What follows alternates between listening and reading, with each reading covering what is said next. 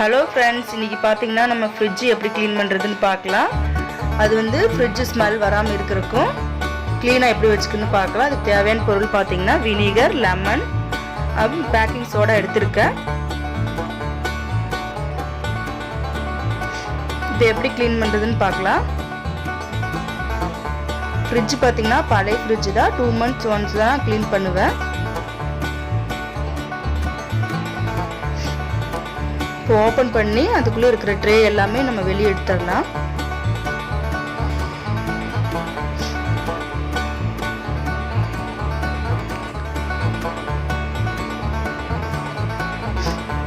இப்போ பாருங்கள் எப்படி அங்கங்கே மூளைக்கு அழுக்கெல்லாம் இருக்குன்னு பாருங்கள்.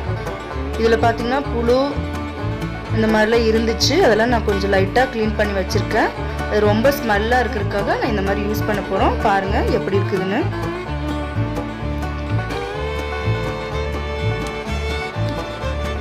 அங்கங்கே கரையாக இருக்குது பாருங்கள். இது எப்படி நம்ம க்ளீன் பண்ணுறாங்கிறதா இப்போ நம்ம பார்க்க போகிறோம். இந்த ஃப்ரிட்ஜ் ஓப்பன் பண்ணோன்னா பேட் ஸ்மெல் வருது. ஸோ அந்த ஸ்மெல்லு வந்து இல்லாமல் இருக்கிறதுக்கு அதுக்கு உங்களுக்கு நான் கடைசியில் ஒரு டிப்ஸு சொல்கிறேன். பாருங்கள், சைடில் மட்டும் மஞ்சளால் ஒட்டி இருக்குது. இந்த ரப்பர்லேயும் பார்த்தீங்கன்னா ரொம்ப அழுக்காக இருக்குது. இதையும் நம்ம எப்படி க்ளீன் பண்ணி பார்க்கலாம். பார்த்தீங்களா எப்படி இருக்குதுன்னு. கரையெல்லாம் நம்ம எப்படி எடுக்கிறதுன்னு பார்க்கலாம். இப்போ நம்ம இந்த ஸ்ப்ரே பாட்டிலில் வினிகர் கொஞ்சம் 1/2 பாட்டில் எடுத்துக்கலாம்.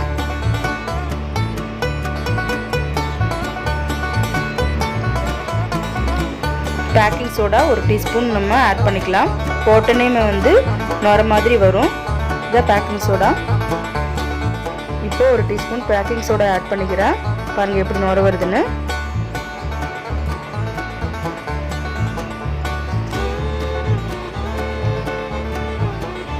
அதுக்கப்புறம் நம்ம லெமன் எடுத்து ஆஃப் வந்து பிழிஞ்சு விட்டுக்கலாம்.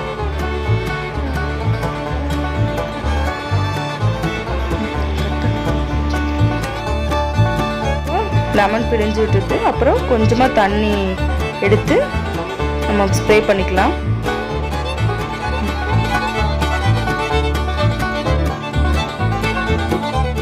நல்லா மிக்ஸ் பண்ணி நல்லா குலுக்கிக்கணும். அப்போ தான் வந்து எல்லாம் மிக்ஸ் ஆகும். அதுக்காக தான் நம்ம குலுக்கிட்டு இருக்கோம்.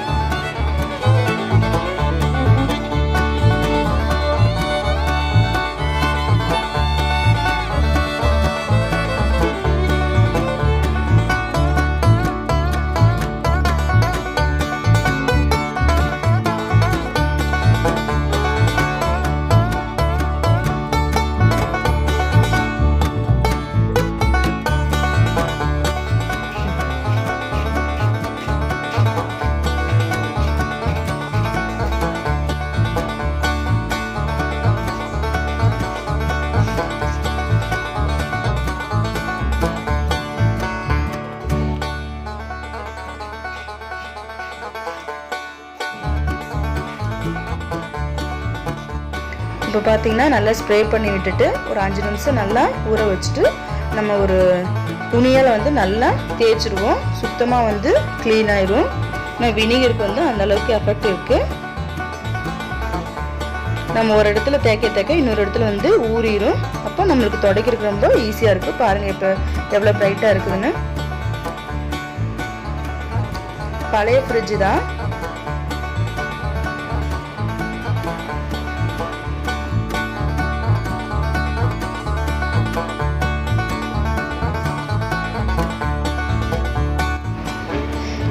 பார்த்தீங்கன்னா ஃப்ரிட்ஜில் இருக்கிற அந்த ரப்பர் மாதிரி இருக்கும்ல, அந்த சைடு எல்லாமே ஸ்ப்ரே பண்ணி விட்டுருக்கேன். அதையும் நம்ம நல்லா தொடச்சி எடுத்துடலாம். அதுதான் ரொம்ப முக்கியம். அதுலேயும் கொஞ்சம் அழுக்கு வந்து நிறையா இருக்கும். டஸ்ட்டு வெளியே வந்து வரும். ஃப்ரிட்ஜு டோரையும் வந்து நம்ம கொஞ்சம் க்ளீன் பண்ணிக்கலாம்.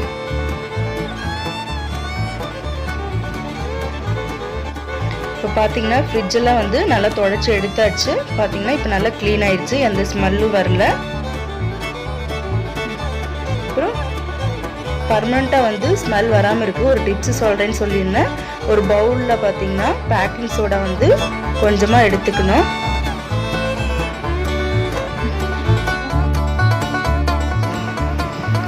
இப்போ பேக்கிங் சோடா கொஞ்சமாக எடுத்தாச்சு.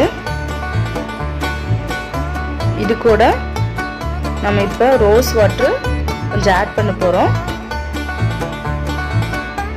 இந்த ரோஸ் வாட்ரு இதில் வந்து ஒரு மூடி ஊற்றினாவே போதும், நல்ல ஸ்மெல் வந்து நல்லா வரும். இப்போ நம்ம இதை ஊற்றிக்கலாம்.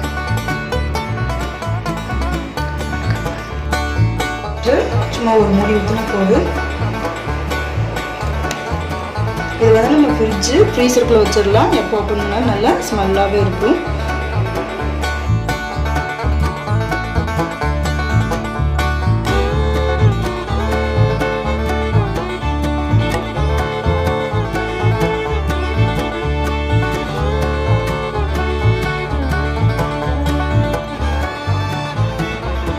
அவ்வளோதான், டோர் க்ளோஸ் பண்ணிவிட்டு இந்த மாதிரி நீங்களும் ட்ரை பண்ணி பாருங்கள். நீங்கள் ட்ரை பண்ணி பார்த்துட்டு எனக்கு கமெண்ட் பாக்ஸில் கமெண்ட் பண்ணுங்கள். இந்த வீடியோ உங்களுக்கு பிடிச்சிருந்தா லைக் பண்ணுங்கள், ஷேர் பண்ணுங்கள், கமெண்ட் பண்ணுங்கள், மறக்காமல் சப்ஸ்கிரைப் பண்ணுங்கள். தேங்க்யூ.